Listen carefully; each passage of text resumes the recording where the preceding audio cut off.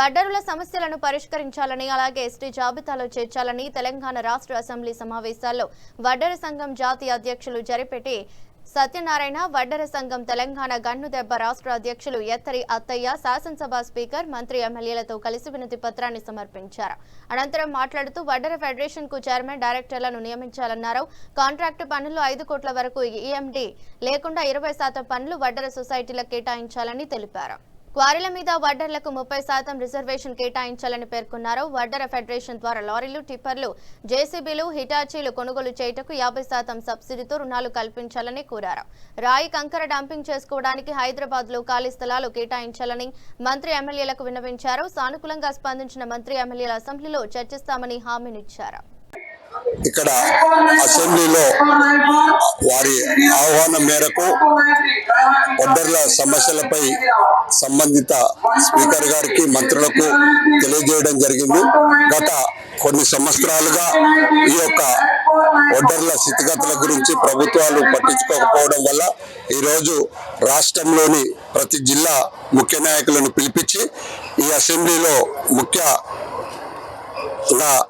మంత్రులను, స్పీకర్ గారిని, సంబంధిత ఎమ్మెల్యేలను కలిసి వివరించడం జరిగింది. వారు కూడా దానికి సానుకూలంగా స్పందించి త్వరలోని మీ సమస్యలన్నీ సాల్వ్ చేస్తామని తెలియజేయడం జరిగింది.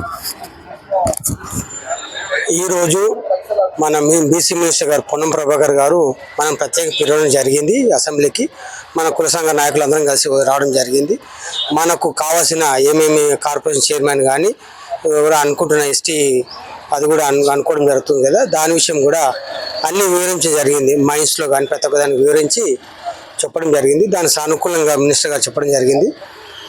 మనం ముఖ్యంగా ఇక్కడ పిలిచి ప్రత్యేకంగా మా అందరిని పిలిచి ఇవన్నీ తీసుకొని మన వినతి పత్రం తీసుకొని ఖచ్చితంగా మీకు న్యాయం చేస్తారని చెప్పి జరిగింది. కావున మనందరికీ మంచి జరుగుతుందని మేము అందరం ఆశిస్తూ ఇది రావడం కూడా చాలా సంతోషమని మీకు అందరూ తెలియజేస్తున్నాను. Thank you.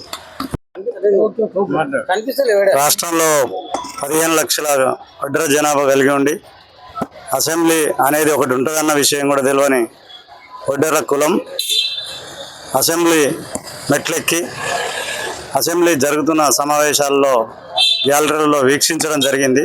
అక్కడ ప్రశ్నలు, దానికి సంబంధించినటువంటి మంత్రులు ఎట్లా సమాధానాలు ఇస్తారు అన్నటువంటి విషయాన్ని ఈ వడ్డర సంఘం ముఖ్య కార్యకర్తలకి రాష్ట్రంలోని అన్ని జిల్లాల నుంచి వచ్చి వీక్షించడం జరిగింది.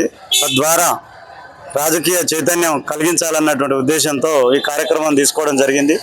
వచ్చినటువంటి వారందరికీ, ఈ నాయకులందరికీ పేరు పేరున అభినందనలు.